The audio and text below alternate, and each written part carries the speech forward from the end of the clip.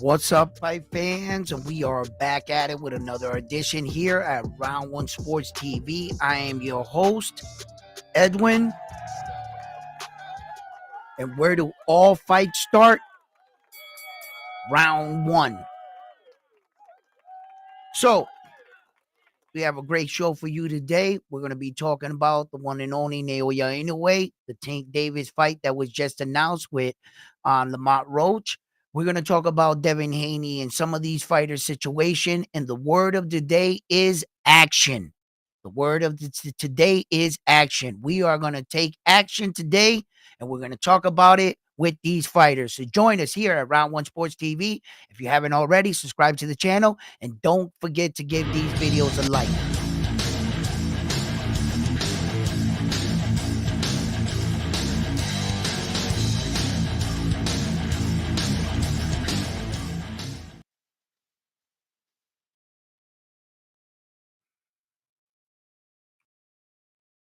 So, fight fans, we have a lot to discuss today on this episode of Round One Sports TV.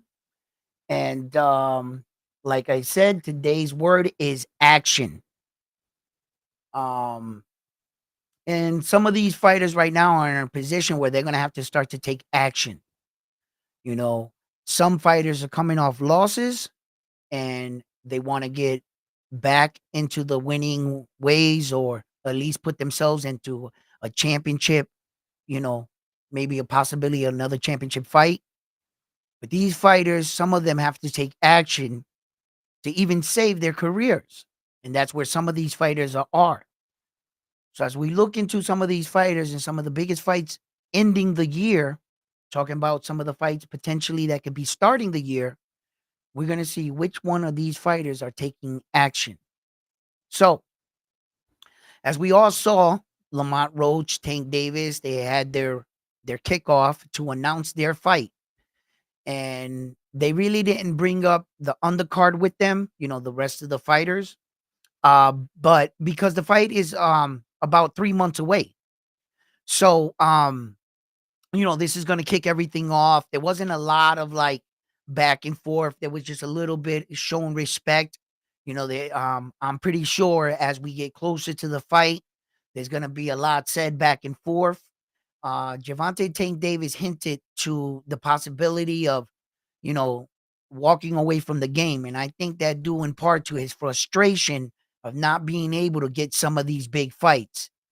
You know, Gervonta Davis is tired of getting asked those questions and criticism, you know, where that even in his um post-fight interview, they're walking up on Tank Davis saying other people's names, other fighters' names. Like, what do you think about Shakur Stevenson or Shakur Stevenson this and that? And Tank Davis looked like he was so um, you know, bothered by them. You know, listen, this is my post-fight ask questions about me. You're asking me questions about another fighter, and you could see that his rebuttal, he didn't even think his rebuttal through. He just wanted to downplay the fighter that they were trying to put him against. No matter what name that reporter would have said, he said Shakur Stevenson. He said, what Shakur Stevenson do? He didn't do nothing. And in reality, Shakur Stevenson has done more than him. I believe he's a multiple division world champion. He had 3 belts at one time. So, you know, Tank was just speaking out of frustration. Like, bro, this is my press conference. Ask me questions about me. Don't ask me about what do I feel about another fighter. Because Tank Davis lashed out. You know, he just tried to like downplay Tank by using Keyshawn Davis. But and then at the same time, while giving Keyshawn Davis his flowers, he downed Keyshawn Davis too as well. Because that's the fighter that's in him. And Tank Davis. Pause. And like Tank, you know, he's a warrior. He's not gonna give credit or be in an interview at a post fight trying to advertise his own fight, talking about another fighter. So Tank Davis right now, he's about that action. and he wants to be tested. Now I'm starting to think that maybe Tank's right. His frustration comes from the game, from them not wanting to fight him.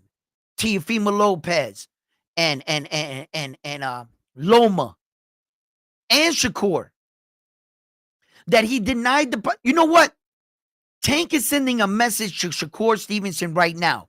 We have no idea how many times Tank Davis's team reached out to Shakur Stevenson and asked him, yo, you want to fight? But it seems like they can never get the fight together. So I think that Tank Davis, in actuality, what he's saying is, Shakur Stevenson, I don't need you. I don't need you. And when they asked him, would you relive the Ryan Garcia fight? He said yes. You know why he would relive it, that Tank Davis would relive that Ryan Garcia fight? Because Ryan Garcia holds his own when it comes to ticket sales now. Ryan Garcia is going to be even that much bigger of a star in his return. And if Ryan Garcia can do his part, if Ryan Garcia can come back and whoever he fights, win, not only win, look good winning, right? That they'll have him and Tank relive that fight, and Tank will fight him like at a catch weight, so that Ryan can't complain about being dehydrated. But Tank's not going to go too far up there neither. So it's probably going to be at a catch weight. But that fight is going to generate so much money. Tank Davis, Ryan Garcia too. Oh, that it's going to generate a lot of money. And then Tank can fight Devin Haney finally. Or maybe even Teal or Loma. But what he's saying is, Shakur, I don't need you. You've ducked me long enough. You obviously don't want to fight any of the top guys because Devin Haney offered you 4 belts at one time, once upon a time. And bro, you've went and fought for 1 belt and less money. That said everything right there. He made you almost 3 offers and 4 belts, Shakur. There's nothing you can say. Yo, I would have fought it. On everything I love, I would have fought Devin Haney for probably free. I would have want to get my corner paid, all my bills paid. But did you say 4 belts? Fuck the money for that fight. Yo, after that fight, if I win that fight, yo, you know how much money I'm going to make defending those belts? You know how much money people are going to come? Yo, the money comes later. Give me the status of getting those 4. That's all we're fighting for, ain't it? To be called the best fighter in the world. Right? I mean, at least that's what Shakur Stevenson is advertising to the people. Isn't he saying he's the best? So how can you say you're the best, be offered 4 belts, and not go for it? So, you know, I think Tank Davis is fed up with the game. I think he's frustrated. He's getting a lot of criticism, and he's being called the duck when a lot of these situations. But I also don't think that at one point in time, I didn't see the urgency in Tank Davis. I think he was arrogant, cocky. I think he thought or still thinks that the boxers need him. And they got to bend the knee to get a fight with him. I think Tank Davis, at some point in his career, like in the middle, I think he was too arrogant. He was like, oh, did you say something about me 4 months ago in an interview? Oh, I'm not fighting you. Fuck you. I can change your life. So now, out of like words and bickering, Tank didn't take those fights back then because he didn't want to give them dudes the satisfaction of getting that bag. He was so arrogant. And I think now he's matured as a fighter and as a man, Tank. And I think now he sees a sense of urgency, and now none of these guys want to fight him. They got something to do. And now he's fed up because now he comes out, but Tank doesn't take his side of the road. Tank needs to acknowledge his part. how he put himself in this situation, and now he's frustrated with boxing. Tank needs to take action. He needs to like man up right now, play ball with the Saudi Prince, because the Saudi Prince, Tank, can probably give you those fights you're looking for. And sometimes, Tank, you might have to take a pay cut to get these guys in the ring with you. But if you take a pay cut for the right fight, Tank, that'll secure your legacy. Tom Brady took pay cuts. Michael Jordan took pay cuts. Great athletes said it's not about the money. At some point, they realize, yo, I want to make something of myself. Tank Davis, right? That last name, Davis, whatever part of Davis family walks out into the street, his mother, his brothers, aunts, whoever, people look at them in high regards because of what Tank Davis is doing. Your family name is elevated by the achievements and the accomplishments you do. You are held by a standard. Brady is not held and revered at that high as a quarterback because he did nothing. Michael Jordan is not revered like that because he didn't win 6 rings. Of course, it has to. Those 6 rings has to do a part with his success. It's what you do. Tank Davis now, he has to take action. And he has to eat a little humble pie. You got to work with boxing now, Tank. I know, I see your frustration. You don't got to tell me. I see it. But now, Tank, because of the fact, too, you have some fault in this, Tank. You do. There was times that you could have took these fights, and you didn't, my brother. And I believe it's because you were on some shit, man. I ain't gonna help him out. What'd he say about me? You know what? No fight for you. You were real cocky, real arrogant. And now you see, wait a minute, I haven't accomplished anything. He just became a 2-division world champion when he beat Frank the Ghost Martin. That was official right there. You mean to tell me it took you until you were 30 years old to become a 2-division world champion? 29. Basically 30. You've been in the game since you were 7 years old, Tank. You came in the game early. Early, Tank. You could have accomplished so much. But I believe he allowed the money, Floyd, the fame, people making the decisions for him in the beginning, which he believed they had his best interests in mind. When Tank finally woke up and left Floyd, he wanted everything or expected everything to come like this, that everybody was going to sign up to fight him. By that time, the cat was out of the bag. You proved you were a real Tank. And not everybody was willing to sign up. Everybody might be able to talk it, but they ain't doing it, are they? What are they doing? Did Devin Haney ever fight Tank Davis? Did Loma, did any of these guys ever fight Tank? Nah, they didn't. You can say what you want. Oh, Tank ducked Loma. No, no, no. You got to look at the situation and the timing. When they was calling Loma all kinds of matrix and everything, and the brothers was like, bro, if that was a brother doing that right there, you would just say he's an average black American fighter. But since Loma's skin color is white, and all of a sudden he's moving like that, he's the matrix. So brothers were feeling some kind of way because they were getting acknowledged for the skills that they were showing. But all of a sudden, this dude comes out of nowhere, a little bit of spin move. Oh, we've never seen this before. Bullshit. Bullshit. I've seen Winky Wright, freaking Pernell Whitaker, Floyd. I've seen dudes do this, and they're better skilled. So at that time, like, brothers didn't want to help him out.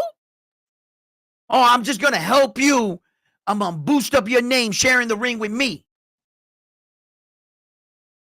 There were a lot of different, and I know Tank was like, fuck Loma. I'll do me. I don't need Loma.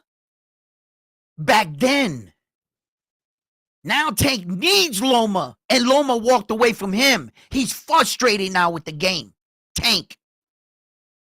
He thought that everybody was just going to come when Tank was back there saying, nope, I'm the man. No, I don't want to fight you. I ain't helping you. I'll do this. And it was like, Tank was like, I'll give fighters that I don't have to pay so much money, and I'll keep the majority of the bag. And that's what he did. And now he's much older, and he's like, man, I got to do some shit. Now he's fucking pissed. And Tank can pout all he wants. You could pout and you could threaten to leave boxing. Brother, that is up to you. If you want to walk away with boxing only being a 2-division world champion, then that's up to you. Will I feel you lived up to the expectation that I thought of a fighter that you should have been? By quitting and walking away only a 2-division world champion, I would have to say you didn't live up to the expectations of the fighter I thought you were. I would honestly say that. And I know for a fact, if you walk away from the game only a 2-division world champion, you didn't beat enough champions, you didn't fight enough champions, you didn't do anything. You didn't even beat a champion in the ring for that belt. In fact, for the 130 he beat a champion, right? Okay. But the 135 you didn't. You're not going to the Hall of Fame for that. Not even for your 2-division. Tank didn't do you didn't do enough. You didn't fight enough people, enough nothing. So you could threaten all you want. Walk away. All right, Tank. You'll be revered as, a guy that we thought was him, that could have been him. Your name slowly will be forgotten. Tank Davis. It'll take like real hardcore fans in 10 years just to remember who you are. But if your name goes into the Hall of Fame, that's immortality. Forever. Your picture, what you did, your accomplishments are going to be there. 30 years from now, people are going to go there, pay their money, walk in. Oh shit, Gervonta Tank Davis. Remember him? Yeah, he did this, and this. Walk away from the game if you want to. Your brother, you could pout. You could act like a little kid if you want to. Or you can man up, right? And wait and get these fights and get Turkey Al-Sheikh to help you to get them. And fuck the 2 Ferraris. I'd give the 2 Ferraris to them to get them in the ring with me. Because at the end of the day, I'll buy my own Ferraris. Just get them in the ring with me. Gervonta Davis, stop being so arrogant like you don't need anybody's help. Like he's so into his own fucking head that I'm the star, I deserve this much money. But you're still fighting in the Barclays Center.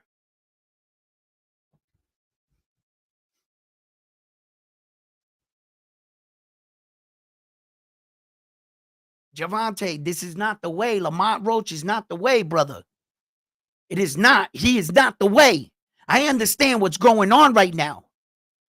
Yeah, I get it. But there was a lot of other fighters too. Listen, whatever happened to Jose Valenzuela? The rumor that he was going to go up and then Tank couldn't fight him because he had a rematch clause with Isa Pitbull Cruz. So Isa Pitbull Cruz decides to do his own thing. And he's fighting on the undercard of that other card, right? So that set him free. Now I'm hearing that he's going to fight Gary Antoine Russell. And then I heard Jose's been, things have been switching up for him. So at what point could you have in your team reached out to him knowing that he was available? Isa Pitbull Cruz opted out. So that would have been a better fight than Lamont, at least. And Jose Valenzuela is the legitimate champion at 140, Tank. He wouldn't have been like Mario Barrio. Remember when you fought Mario Barrio for that secondary belt? That shit don't count, Tank. But if you would have fought Jose Valenzuela, that would have been 3 divisions. 3 divisions right there. Boop. You would have knocked out 2 divisions in 2 fights. Frank the Ghost Martin, Jose Valenzuela, and 2. Yo, you would have cleaned up your record, Tank. It would have gave the impression like, nah, what are you talking about? Tank's a 3 division world champion, bro. And it would have came to you like that. I would have pursued that avenue. He was free. I don't know. Maybe Tank doesn't have the right people in his corner making the right phone calls. I'm not sure what it is. Right? But Lamont Roach is not it. I like to see him back in the ring, always. But I don't want that to be the same tune all the time. Oh, I'm just glad to see Tank back in the ring. No. You got to hold them at a higher standard. We got to hold Tank at a higher standard. We got to demand more from him. Because if we don't, Tank, you're going to go down as an average fighter when we know you're a lot better than that. So, let me read some of these things. Carlos, how you doing in the building? My man always showing up. What's up, Carlos? How you doing, brother? D1, how you doing?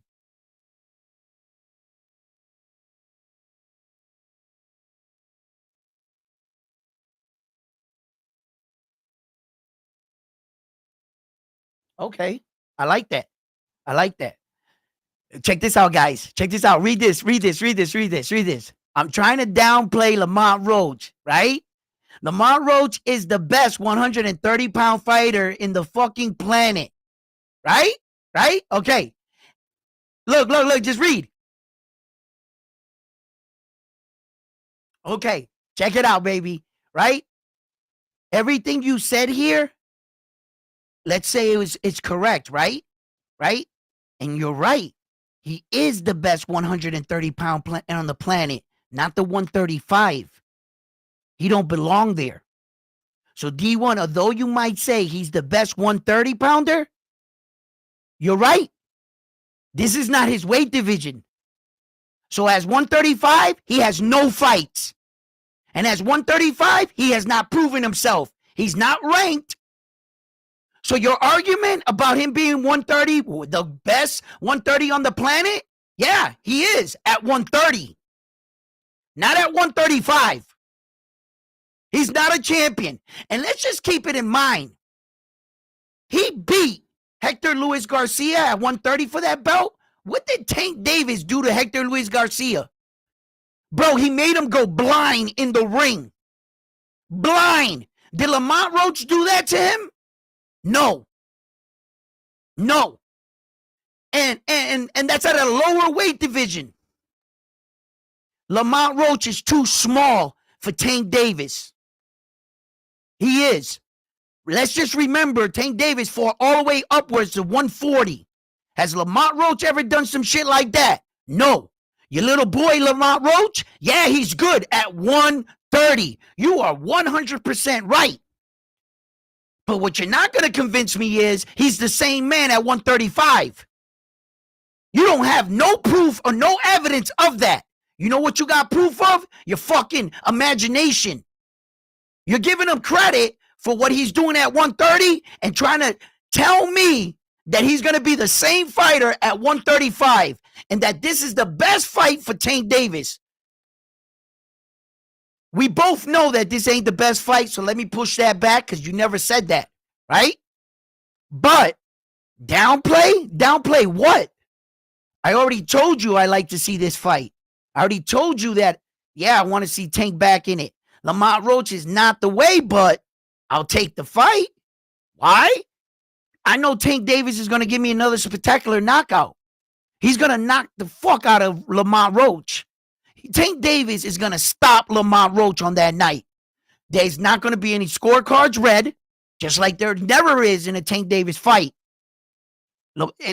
You really think Lamont Roach is bigger, stronger than Mario Barrio? The way Mario Barrio went in there with Tank Davis and started mixing it up, he was winning the fight for a little while, wasn't he? Well, at least he thought he was. You see how big that man is? Tank dropped him with one punch. Smashed his cheekbone. His cheekbone was popped out like this. He hit Mario Barrio so hard that he stutter stepped. His body started malfunctioning. He went like this. He went, and the referee grabbed him. He hit I'm a Hector Luis Garcia on the side of the head. He said, I can't see. Stop the fight. I can't see. It's all black, dark. That has never happened to that man. And you said what about Lamont? Who? He's the best what? 130 what? So who the fuck cares if he's good at 130? That's not his weight division. He's going to 135, baby. And when you jump up 5 pounds, we all know that's a 15-pound swing. 15-pound swing. People look at it like, oh, he's only going up 5 pounds. Yeah, you're a casual. I'm sorry, but you're here at Round One Sports Talk. I'll hip you. Let's get more educated. Whenever you jump up 5 pounds in the next weight division, do you fight at 135 pounds on fight night? No. Tank Davis is going to blow up anywhere between 145 and 150. Lamont Roach ain't going to be able to put on that much weight. You could cut the weight to make the 135, but Tank Davis is the bigger guy. He's going to gain an additional 10 pounds, and you got to calculate that.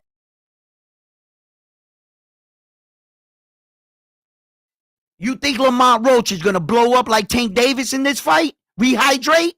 Yeah, right. He's going to be outweighed, outmatched, and outgunned in that fight.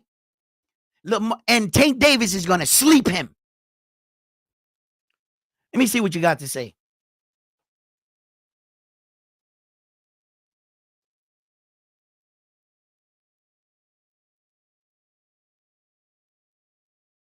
What happened? If I'm being real about what? I like this. I like it. Don't you show me no mercy. You keep it coming. And if you're keeping it real about if Tank's really the 100 Tank.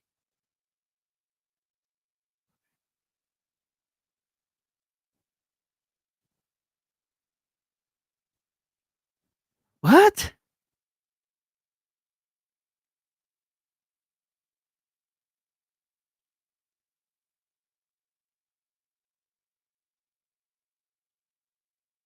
Hmm.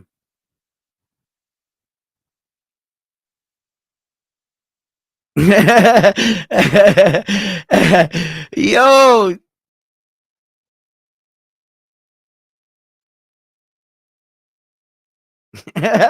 Y'all going at it too. Drop the link. Let's go, baby. Let's say less. Say less. Drop the link. Here it comes. Linky link. Let's drop the link right here for my buddy. Come on, buddy. Come on up. We can talk about it. Let's go. We can talk about it.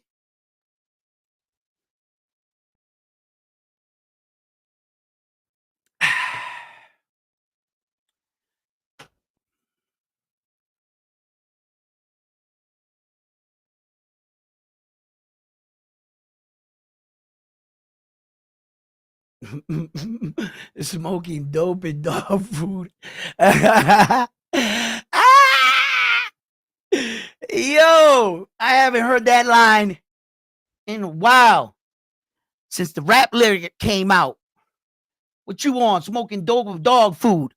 I'm waiting for my man to hop on. And I want to hear what, his opinion. I value everybody's opinion. We don't always got to be right or wrong. But why don't you come on and show the fans or educate us on something probably, we ain't gotta be disrespectful to each other unless you're disrespectful to me. But you know, why won't it let me into it? What I got to do something with?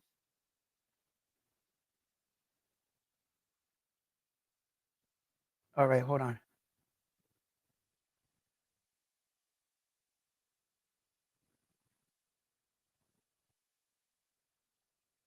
Yeah, no, it's Restream. It's a simple thing. You'll see. It's simple. It's just like StreamYard or any of the other ones. The same process you do for StreamYard, it would be the same for Restream. And you don't gotta sign up to the app or download any. Oh, there you are. I see you. I see you. Hold on, let me pull you up. What's up, champ? How you doing today, my boy? How you doing? I'm doing fantastic, bro.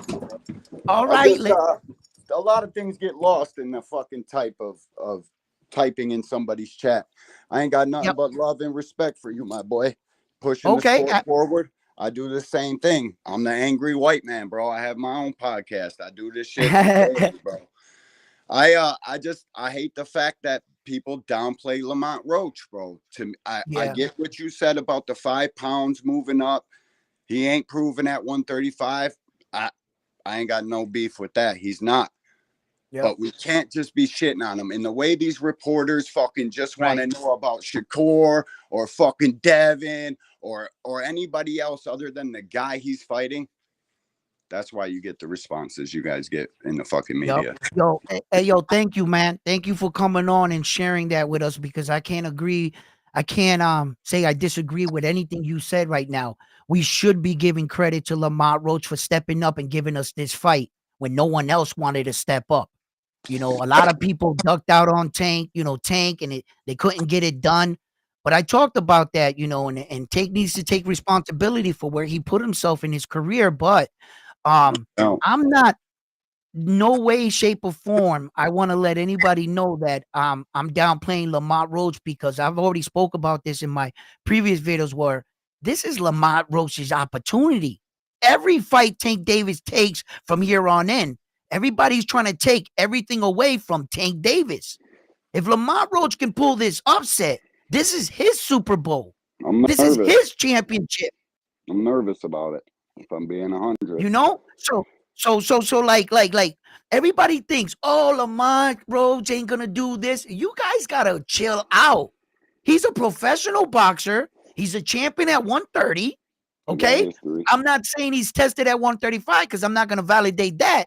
But shit, this is a fight. Anything can happen. Oh You yeah. know, and I think Lamont Roach possesses some skills, although I'm still gonna stay on my side. I think Tank Davis is gonna stop him. But Me too. I don't take away anything from Lamont Roach. I think that he has proven himself as a champion. He should be considered as such as an opponent.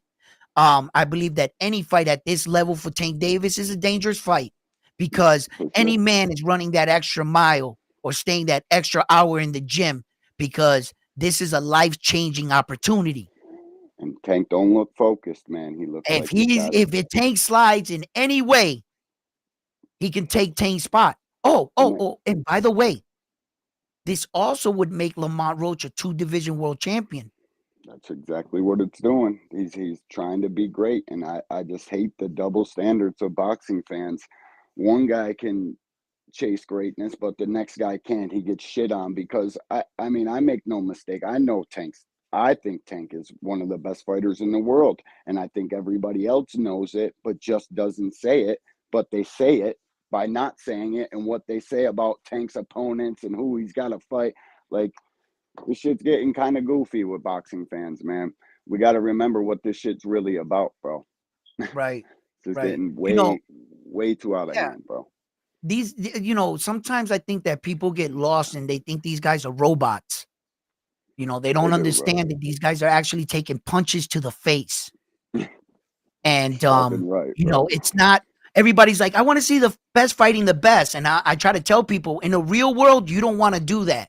Because You if you can't. keep fighting one war after one war, you won't have a long career. It's gonna be You're gonna over be a pretty quick. vegetable in like 8 fights. No doubt, right? bro. You No gotta doubt. fight a big fight, chill out, take a lesser fight, Yep. and then take Yep. another big fight. That's reality. That That's is reality. reality. That's what we're supposed to do. Then when we get here to situations like this, I mean, yeah, there were other there's other opponents. What happened with William Cepeda? I What would have happened with loved to Shakur pay the. Stevenson? I would have loved to pay the over any of them because, like, this is prize fighting, and Yes. we just watched two of the best black fighters in the world fight each other. Should have did millions upon millions of buys. It did 600,000. Nobody wants to really support this shit. They got fat fucking thumbs, and everybody's chat just running around here fucking tweeting and talking shit that they would never say to a real fighter's face. They've never been inside of a boxing gym, and you can tell by the shit that they say. They've never put Yep. on a pair of these. They don't know what the Yep. fuck this really is. They just want Right. to talk about it. They just want Right. to tweet and fucking smear people's names and all the goofy shit that they do, man. It's fucking terrible, bro. I got nothing but love and respect for you, and I appreciate what you do for the sport, man. Keep pushing this shit forward. I see you everywhere. I see you on knockouts. I seen you on Blue Bloods and shit. I'm the angry white man. I got my own shit. We go live once every Friday, 10 p.m. I go on Knockouts All right. panel from time to time when I can, man. I appreciate you, bro. I ain't got too much time today. I'd love to chop it up with All you right. for hours, but Absolutely. Thank you for stopping by and sharing your appreciate you, homie. opinion, man. Anytime you're welcome here, angry white guy, man. And I'll see if I can hop up on your channel No and doubt. we can talk some if you'll allow me, I'll go and talk boxing with you. No All doubt, right. bro. You can come on my Hey shit yo, anytime you want, man. Appreciate you, bro. absolutely, brother. Love. Thank you for stopping by, man. It's been a pleasure. Be good, man. Peace. Absolutely. Peace. Hey, and he's right, right? Sometimes we gotta stop being so harsh on some of these guys and stop thinking that they're supermen. There's no superman in the sport of boxing. Okay.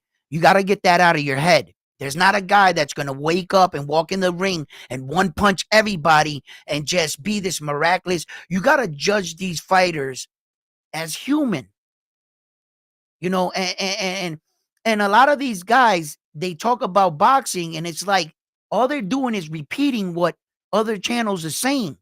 It's funny he brings that up because the other day I was talking about Devin Haney's situation, how a lot of people are convinced it was his defense against Ryan Garcia. And I shared this with you guys. I said, look, it wasn't his defense, it was his choice of weapon.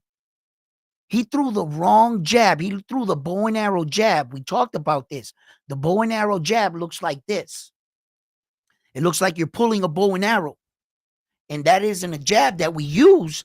But if you use it at the wrong distance, at the wrong angle, I don't think Devin Haney anticipated Ryan Garcia getting to the target that fast.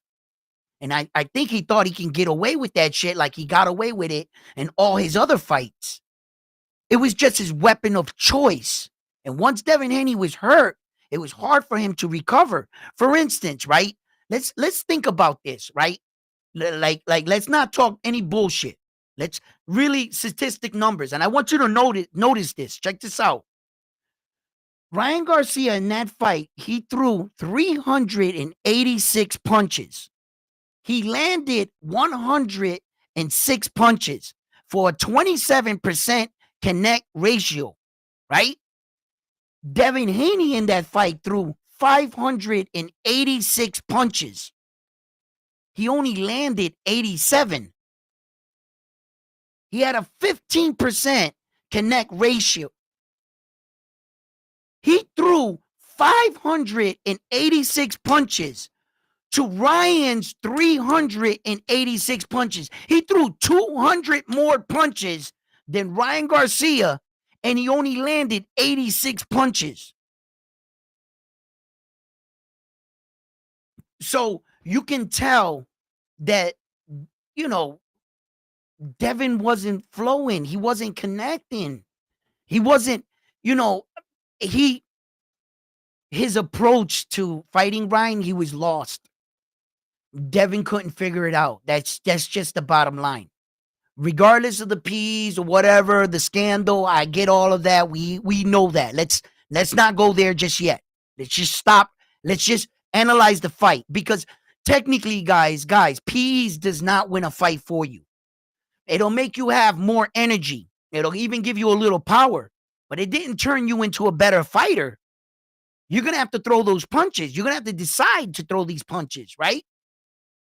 So Ryan Garcia might have had more energy, in which, in fact, he didn't. He was taking like breaks in between rounds and allowing Devin Haney to punch his side. Remember? He would just go like that because he was tired. So Ryan Garcia really wasn't in the best of shape. So I can't say that the PE played such a huge factor, right?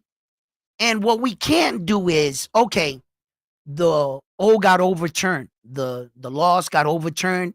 Devin Haney's technically undefeated. Ryan Garcia is a piece of shit because he tested positive for PEs. If that's what you want to call him, fine. Okay?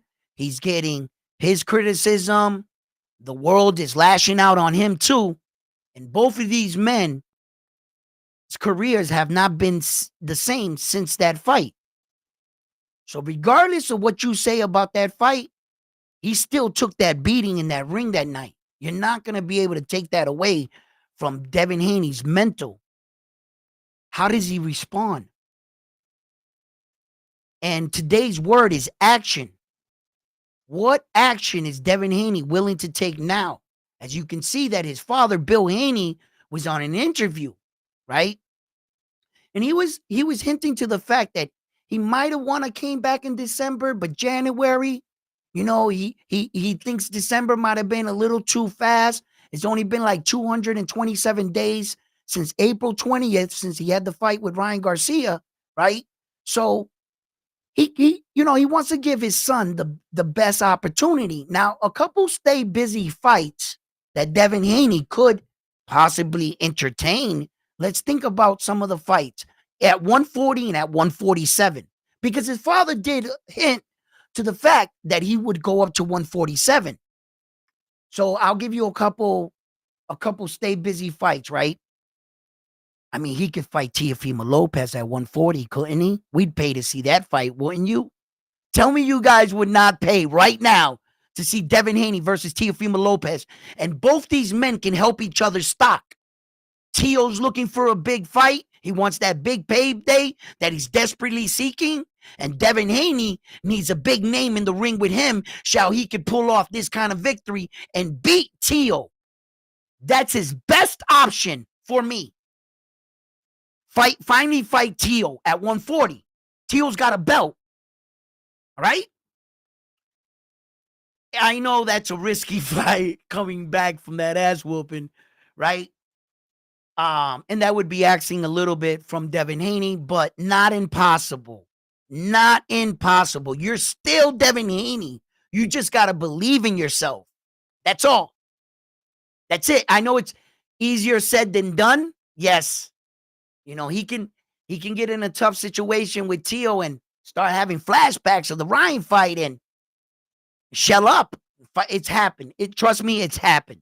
Okay? Then you got Mario Barrios up there, 147. I think he if he wants to move up, Mario Barrios got a belt, WBC. Makes sense. I would like to see that fight, Devin Haney versus Mario Barrios. A return fight could be, and for a world championship, because Devin Haney, once you tasted being a world champion, Devin Haney just did not taste being a world champion.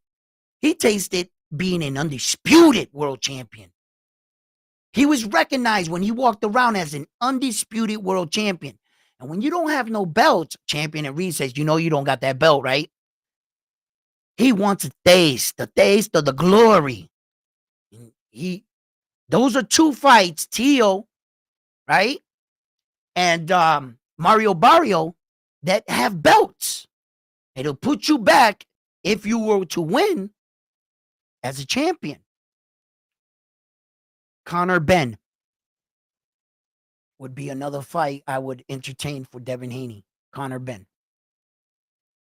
I think Eddie with the Brits and them, He could sell out over there. That would be a big fight. Conor Benn. I would take that fight.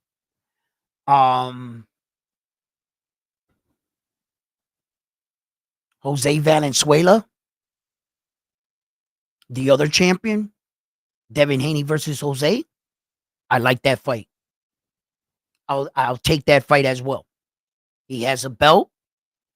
That would put you right back in there. It's something that Devin Haney wants to get. He wants all 4 belts anyway. Eventually, you're gonna have to get these belts anyway. You don't always have to go the WBC way. Okay, so you can get the WBA first, or however, or the WBO with Tio. But I like that fight too as well with Jose Valenzuela. That would be a fight for Devin Haney. I think that he should look into, and I think he can win that fight, right? And then last but not least, one more fight at 147, right? Which I would want would be Brian Norman Jr. for Devin Haney.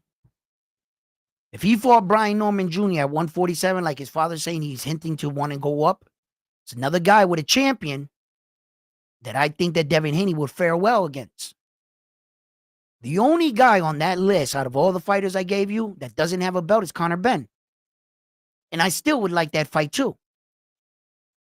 But if Devin Haney was to return, these are some of the fights that, Devin Haney, it's not like he has to take a big step backward or anything, that I don't think he's ready or anything like that. I think it's more mental than anything. He took a pretty big beating from Ryan Garcia, but,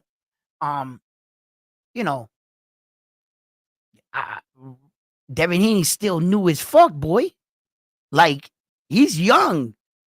He hasn't taken a lot of beatings in the ring. I think he could take that one and respond well. It's just, how's he, that's all. That's all I got to see. I have to see that with my own eyes. That is something I don't have a measuring stick for someone's heart, his will, his brain, his mental fortitude. I don't have a measuring stick for that. Every man is different. Every man processes and handles these situations differently. Just because I saw this guy respond well doesn't mean that this guy's going to respond well. We know that. So there's no way, until I actually see that, I can't speak on that. That's nothing I can speak on. So those are fights that potentially I believe Devin Haney can take on, and he's going to have to spring into action. Devin Haney is going to, the one good thing about the sport of boxing, this is a blood sport. You give the fans blood, they'll love you again. They'll love you again. You could be down and out right now. Devin Haney comes out and knocks off a top guy or any of those guys I mentioned. Let's say he takes the fight with Conor Benn and brutally knocks out Conor Benn, in the most, boom, boom, and just Conor Benn drops and he grabs the mic. What? You, Gio, you, the Wolf, fucking Devin Haney just knocked out Conor Benn. Listen, you can get your stock back up. We fight in a blood sport. Hell yeah. It's not like your team, like Devin Haney, his boxing record is you know what I'm saying? Like a team like 3-7. They're not making the playoffs. Every game they're just playing to play. That's not like boxing. Boxing is based off every fight and every situation. So he can get back into the good graces of the fan. He just needs to understand that the only thing that's going to get you what you want, young Devin Haney, is hard work and dedication. What you put into the sport is what you're going to get out of it. That's it. There are no shortcuts, Devin Haney. Not in this sport. There is no shortcuts. Either you get better or you don't. Either you fight like a champion or you don't. The choice is yours. I can express, I can talk, I can make you sound great. But at the end of the day, Devin Haney's career is in Devin Haney's hands, is it not? Doesn't really matter what me, you, anyone says. It's what he does next. Right? So, I expect a lot from the young man because I know he's talented.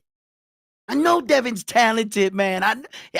He didn't fall out of bed and become the undisputed champion of the world at 23 years old, the youngest undisputed champion in boxing history. I don't give a fuck how he got it. He got it. Some might say that the stars lined up just right for him. Got facts, 1 belt, fought 1 guy for 3. I don't give a man. I don't care. It's not going to say that in the history books. You know what it's going to say? Devin Haney, undisputed world champion. That hey, yeah. If you want, go do your history and go look it up. But on the wall, he's cemented. Cemented. You can't take that away from him. No, you can't. So, some of these guys got to take action. Some action that's going to have out there in Saudi is going to be for the heavyweight championship of the world. When Usyk and Tyson Fury enter the ring again on December 21st. Now, that is for heavyweight supremacy. As we all know, Dubois was awarded, he fought for the vacant IBF, and he legitimately won it. Okay? Dubois did not beat the champion in the ring for the belt, but he's also solidifying himself as a real champion in the division by beating former world champion and knocking out Anthony Joshua in the fashion that he did.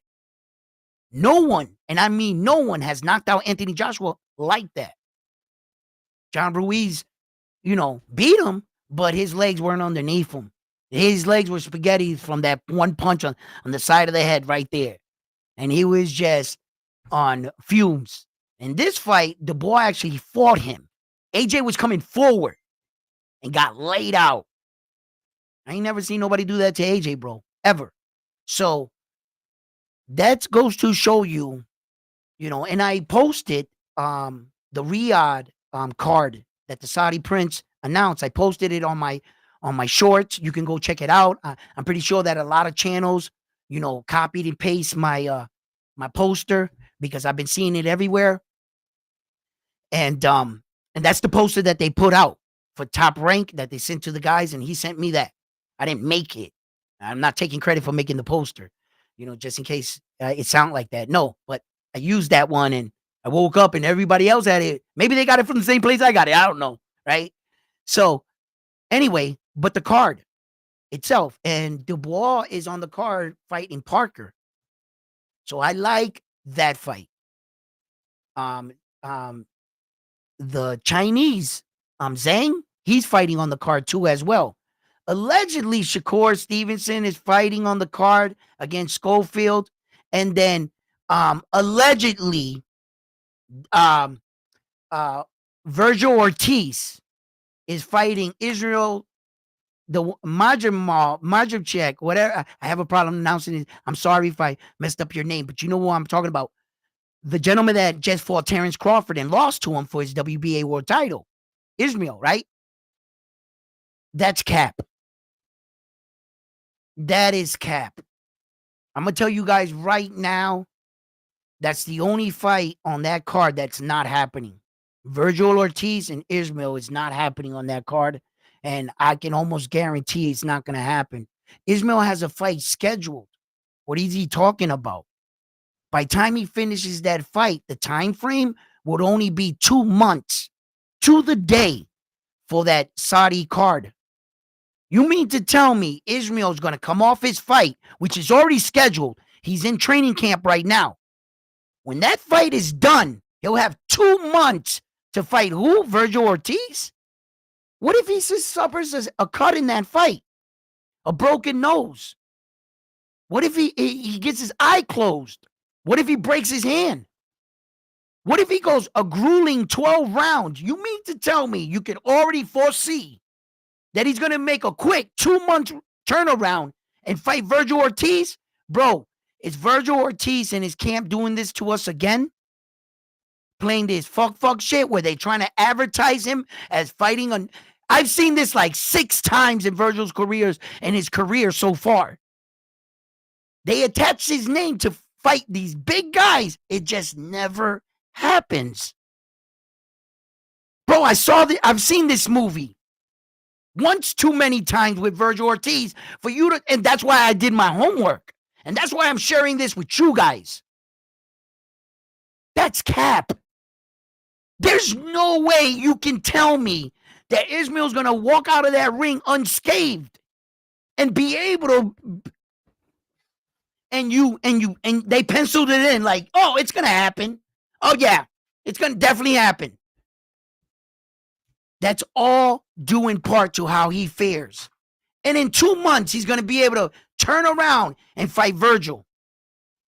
I don't see that shit happening, bro. If Ismail pulls that shit off, hats off to you, brother. You really getting that money, bro. And you out, but he's got to get out of that fight unscathed in order to even think of the possibility of pulling that off. There's too many things that need to take place. That's why I don't think that Virgil Ortiz fight is going to happen. But if anybody can get this message to young Xander Zion, tell him to stay ready. Be in the gym, working your ass off, and be devising a game plan to fight Virgil. If Virgil's opponent can't make it, you might be able to slide in on that card. And there's your opportunity. Virgil might not be a world champion, but he is an interim champion. If you could show the world you can beat Virgil and be the first man to beat him, young Xander Zion, right? That'll definitely catapult you in to those conversations of fighting some of the bigger guys and the champions in the division. And you'll get your fights. I'd rather see you fight against Sebastian Fundora than Terrence Crawford, but shit, if a day happens that you meet face to face with Terrence Crawford, young Xander Zion, test yourself. I hope may the best man win. You know, but I'm not gonna count out it. Xander Zion.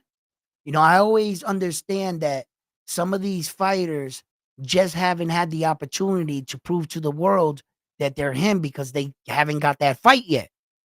You ever hear the fighters say, I'm not going to fight him. He hasn't proven himself. Motherfucker, I'm trying to fight you. I'm trying to prove myself. Give me an opportunity.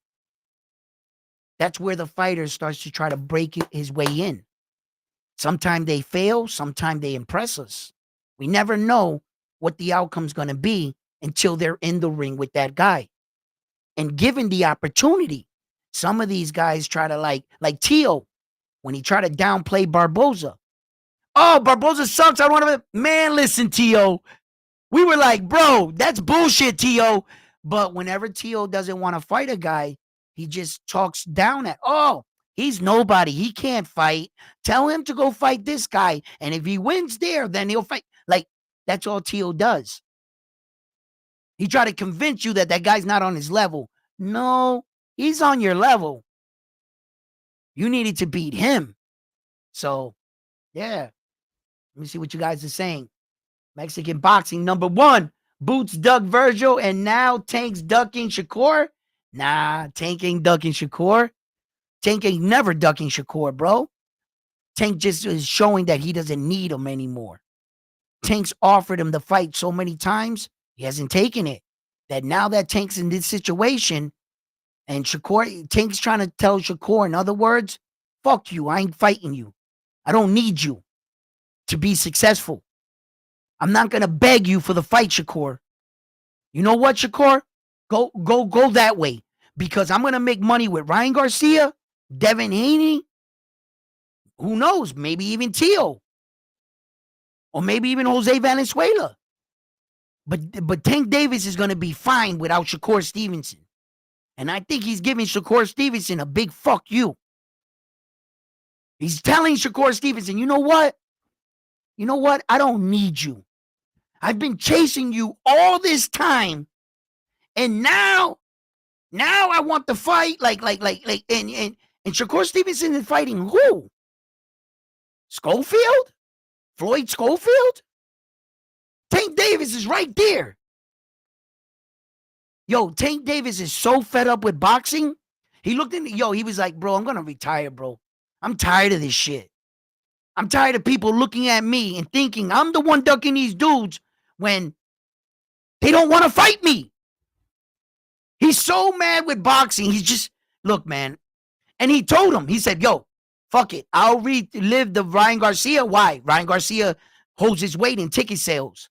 I'll fight Devin Haney. That'll be a big fight too. And he named off other fighters but Shakur Stevenson. You know what, Shakur? I don't need you, bro. Shakur Stevenson ain't fighting no one. He didn't want to fight Loma. Ain't fighting Tank. Didn't fight Devin. Devin offered him 4 belts. Wouldn't fight him. They're fed up. They're fed up. It's all this chasing Shakur around shit that now he doesn't even want to fight. I don't blame him. I don't blame Tank. And people are going to say, oh, look, he's ducking Shakur. Say what you want. Think what you want. Tank saying. Tank's like, man, I've been chasing that dude so fucking long. I'm tired of fucking chasing him.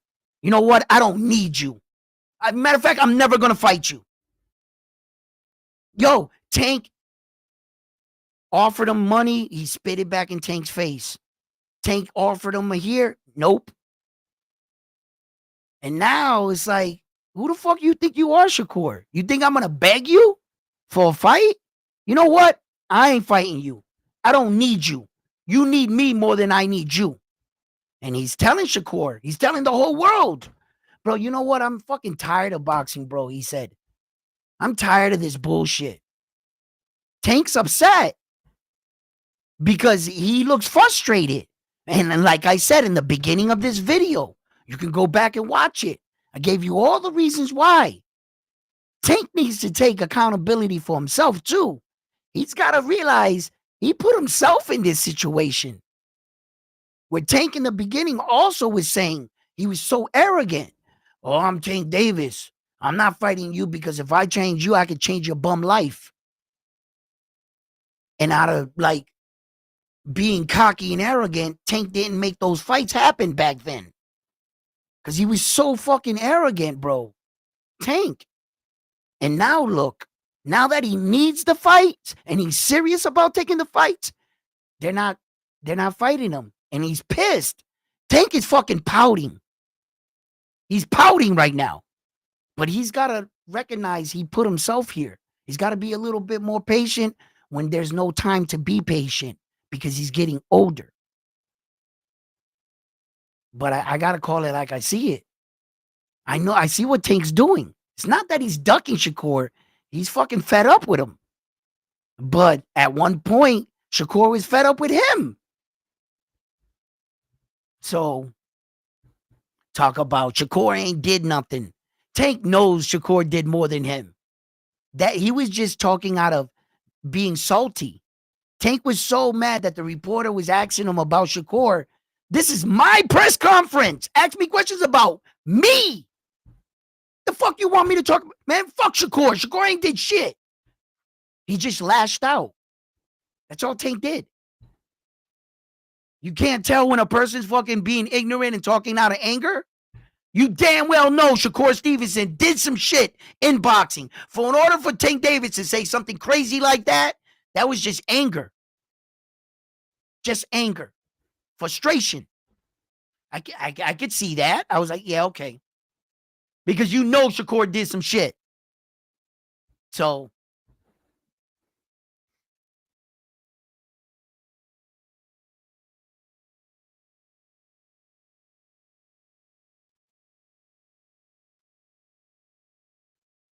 That Shakur Stevenson you're talking about? Yeah, well, that's why I'm saying Tank says shit out of frustration, bro.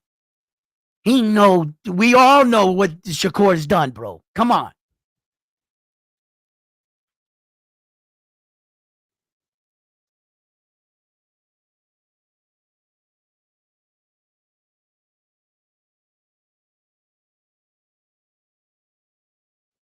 Well, I gotta tell you, man, Shakur Stevenson, Tank's going to retire because he wants to make money. and all the names you name don't make money. Haney isn't a pay per view. Well, Ryo's not either. Yeah, that's right. Ryo's not. Tio's not. And Ryan is the only one. That's why he wants to fight Ryan. Tank Davis will revisit Ryan because Ryan holds his weight in ticket sales. He's a pay per view fighter. When Ryan comes back, you know the attention he's gonna get. Ryan's gonna sell out when he comes back. I don't know about Devin Haney, but I know Ryan's gonna sell out. Yes, he is. So if you want somebody to fight that's gonna hold their weight in ticket sales, Ryan Garcia is the best dancing partner for Tank Davis. Devin Haney, you said it right. He ain't no pay per view fighter. Neither is Jose. None of these guys really are. Not even Tio. Tank would be helping them out, and that's why Tank got ignorant and arrogant in the beginning. Remember when these guys were talking shit, wearing the chains 8 years ago? Young ass Devin Haney and Tank Davis and them. You heard what their arguments were basically about. Money. Oh, we shop in the same places. We eat in the same restaurants. We drive the same cars. Remember how they used to talk? Tank Davis was arrogant. And so wasn't a lot of these other young fighters. So by Tank Davis feeling back then, oh, why don't you fight? Tank Davis, like, I'm not fighting him. I'm not going to help him out. He needs me. That was arrogance. Now it's about legacy. Now it's about he wants championships. And now everybody doesn't want to bend the knee to fucking jerk ass Tank Davis back in the day that they remember. How much he was like, oh, beg me for the fight. And these fighters weren't going to beg him. And now Tank's in that situation and he's frustrated. And he's going to need Ryan Garcia to pull his own weight. Ryan Garcia, this little stunt he's pulling where he wants Oscar De La Hoya to sign off to fight that Japanese kid. Yo, that dude beat up old ass Manny Pacquiao. At least he can fight. All right? And he beat up Manny Pacquiao pretty bad. And I'm going to tell you right now, Ryan fuck around and get in that ring with that kid and get beat up or stopped or lose, his stock is going to drop. That's a risky little fight for some money. I like staying active and keeping Ryan in the gym, so when he does return to America and his big fights, but I don't know about that one, bro. That dude ain't no little dude. He's 6 feet tall. He's kind of big. You all seen him. He's right there with Ryan, like, and that's not like a fight that you need to take. It's not on the record books. It's not on none of that shit. You just want to stay, yeah. But I don't know. But Tank Davis is in that situation, and the word of today was what? Action. What are you going to do in life to take action to get shit done? What are some of these fighters going to do to take action to make some of these fighters get done? Sometimes some of these fighters got to take less money to entice the other guy to get in the ring. Gervonta Tank Davis can't always think that he's the bag. Let me tell you guys a little secret, just in case you guys don't know. Lamont Roach ain't getting paid in this fight like he should be. He's really not. Lamont Roach thought by securing this big kind of fight that he would make the kind of money that would change his life. He's really not making that kind of money with Tank Davis. Why? Because Tank Davis is taking it all. He's taking everything off the table. He's giving crumbs to Lamont Roach. And Lamont Roach realizes sometimes fights not about the money. If Lamont Roach can come in that fight and pull the biggest upset, I mean, that would be the biggest upset, wouldn't it? Right? He might not get paid the money today, but he beats Tank Davis. I bet you he gets paid tomorrow. I guarantee it. Tank's going to want that back. So it's like, you gotta respect Lamont Roach. You gotta take him serious. I agree. You gotta take him serious. I don't think that any fight for Tank Davis is easy. I think everybody recognizes who Tank Davis is and what it would mean for your career to be the first man to beat him. I think every fight is risky. These guys are gonna try to fight like their lives are depending on it. Lamont Roach is gonna come out of that locker room like you got guns on his wife and kids in the back locker room. Like you better come back with that belt. He's gonna fight like that, bro. Because beating Tank Davis will change your life. Might not be the money you make on that night. Just fuck around and beat him. See what happens for you. How many sponsors, how many people just throwing money to you. Yo, this guy beat Tank. Yo, come here. Saudi Prince, all of them. Yo, come on, go, yo. Like it would be one of the biggest upsets the world fucking. Never mind any of the other upsets. That would be huge.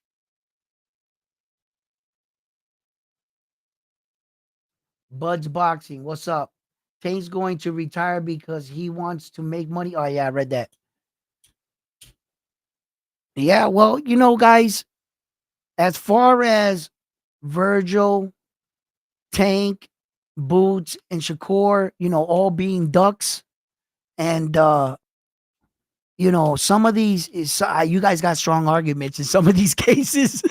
It's just apparent, man. You ducking them, bro, right? Right? Some of these other situations, there's a little gray area in some cases. It really depends, how you view, because Boots Ennis is not looking very good at all right now. I'm sorry. His what they're saying for his argument, what he said out of his own mouth, the way Ed Hearn and him, what they said he's not looking too good. Unfortunately, for a man revered as the best next thing, right? Jaron Boots Ennis was gonna be him. If when Terrence Crawford retired, they were saying he was gonna pick up the torch. That was the guy at that weight division, 140, 147. He was gonna be the next guy.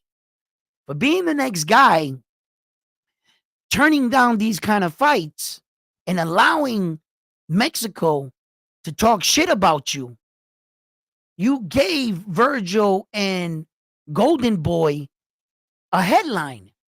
Oh shit, the famous Jaron Boots Ennis said no.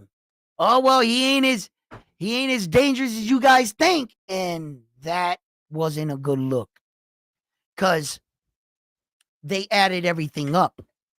After his last performance, Jaron Boots Ennis, immediately after the fight, the analyst, the reporter was talking to him and he said, well, your performance didn't look that good. Is it because you had to cut a lot of weight? Is it time to move up to 154?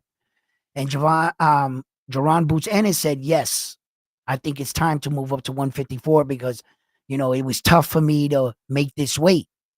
So he went along with the excuse, but the guy just set him up in a way because, and then he turns around and that same breath, he says, but would you stay at 147 if one of the champions challenged you? Without even thinking about it, Jaron Boots Ennis said, yeah, I'll stay at 147 if one of the champions fight me.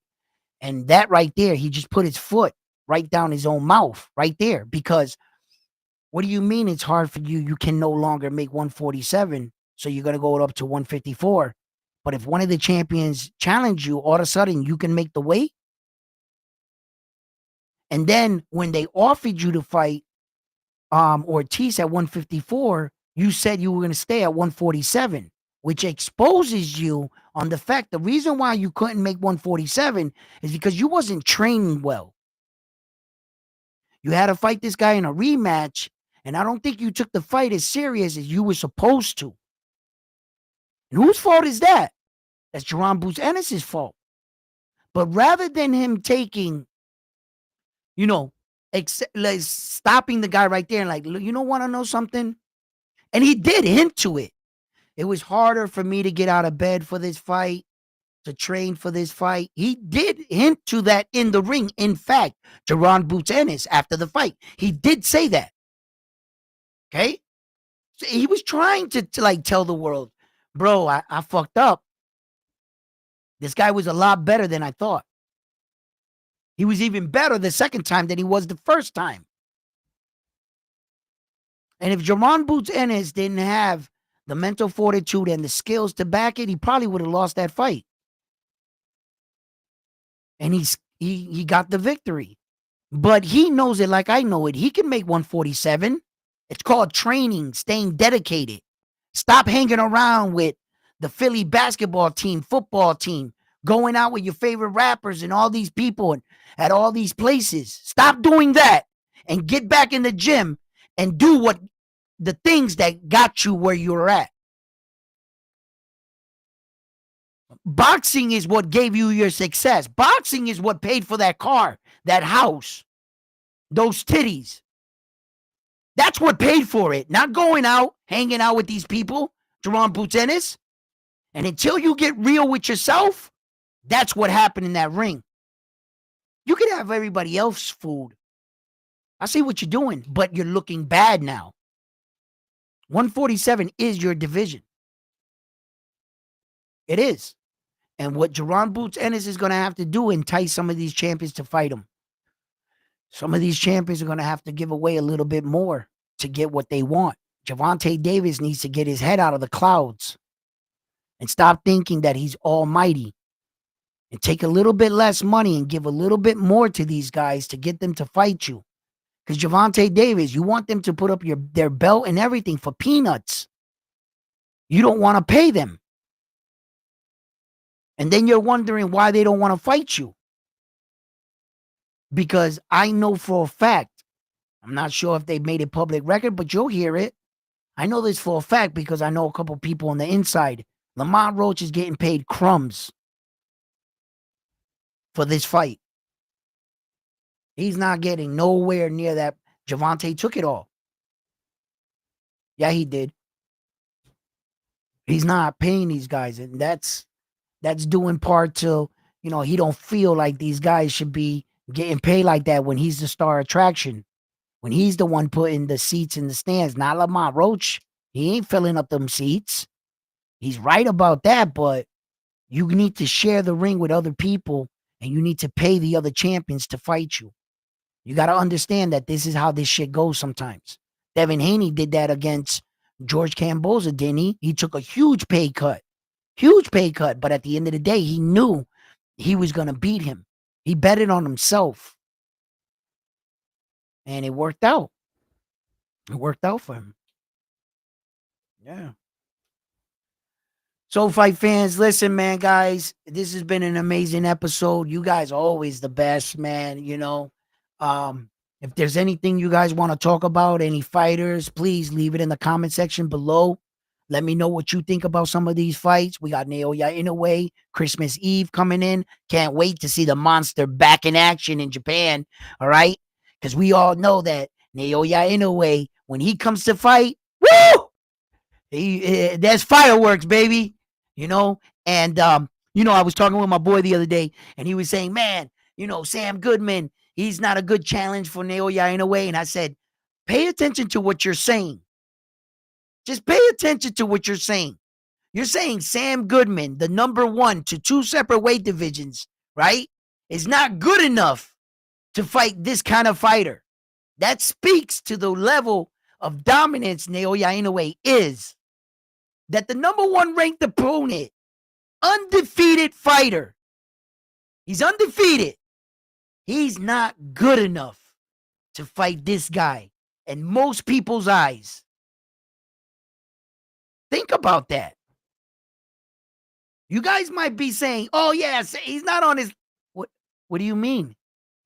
How much higher can you go in an opponent? Name me any other opponent that can be higher than Sam Goodman in that division. Anybody, I'll wait. How could you be the number one in two? The weakest thing you're going to get is a number one in the other belt. Like the WBC, whoever became the number one, the new one, because he just beat Luis Pantera Nari, so he knocked him down from the number one spot, right? So whoever becomes the number one there. You're not going to be able to find a more qualified opponent for Naoya Inoue. That is the best qualified opponent at 122 pounds is Sam Goodman. There is no one, and I repeat, no one in the division more qualified than him. By opinion, you might say MJ. That's opinion. MJ just won a title eliminator. He's only ranked by one organization. Sam Goodman is ranked by two, number one. He's more qualified than MJ.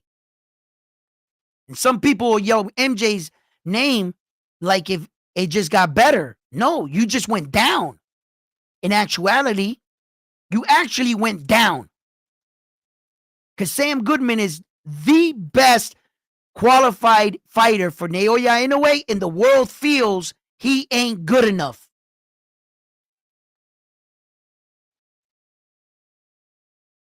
What does that say about Naoya Inoue? When the best qualified opponent they're not satisfied with. Who do you want them to fight? God? Like what can we do when you're that good? Now the world's like, no, he's got to move up. Me and my man were talking about it. We're going back and forth. I was talking with Boxing Talk Up North with Ryan Frazier. He's a cool dude. Check him out. He's got his own channel. I was on his channel yesterday. And we were there talking about it. And he wants him to fight Nick Ball at 126. And he feels like Nick Ball will stop Naoya Inoue's train. You know what I'm saying? He said, yo, Nick Ball's going to stop this Japanese dude. And I'm like, I'm not sure, homeboy. I would like to see that, you know? So we were going back and forth, you know, and I respect it. You know, he believes Nick Ball can do it. And I'm not going to bet against Naoya Inoue. I'm not betting against the man. He ain't let me down since. I got no reason to go against him. I got Naoya Inoue in any fight he fights with anybody. All right. Until you beat him and show me that you can beat him, I'm not going to think anything less. He hasn't shown me that I feel like you can beat him. Luis Pantera Nari shocked the world by dropping him. That was a scary situation. I saw him, what he did to that man after, though. I kept watching the fight. And I saw that brutal knockout at the end where Luis Pantera Nari was so fucking rocked. His mouthpiece just fell out of his hand. He like, and it fell and hit. And then he just shook his head. He ain't never felt nothing like that. Never. He got hit so hard with that two-piece, by the way, with the same hand. It went, right? He hit the ground, and he just went, his mouthpiece, he was done, finished. He didn't know where he was. I seen what he did to him. So, let's see what happens. What Naoya Inoue, maybe he might end his career at 122. We may never go up to 126 and try to give these guys the satisfaction, the opportunity of beating them at a much higher weight when Naoya Inoue started off his career at 108 pounds. Let's just keep in mind that he came all the way from 108 pounds. And he's up here trending upwards to 126 already. Like he was a small stature man. Maybe not so much in height. He's Tank Davis's height. But we all know that Tank Davis is a small man for the 135. He didn't belong there anyway, let alone at 140. I believe Tank Davis is a natural 130 pounder. Had he gotten serious with the sport and stood in shape his entire career, he would have dominated at 130. There would have been nobody to stop Tank Davis at 130. But due to his, not wanting to train as much and hang out, it happens to the best of us, the best fighters in the world. That shit happens. And sometimes we got to teach our kids, you can party later. A boxer's career is not that long. Your life expectancy in boxing, 10, 12 years, if that, depending, 6 years on average. 20-year careers, that's really unheard of. A lot of people have huge gaps. Take a year off, 2 years off, come back, Shit like that. Floyd took several years off in between his little 20-year career. You know, that's hard to do. Very hard to do. You know, and from 20 years old to 30 years old, that's only 10 years. You got into your 30s about maybe 34, 35, depending how you age well. If you don't, you know, there's not a lot of years.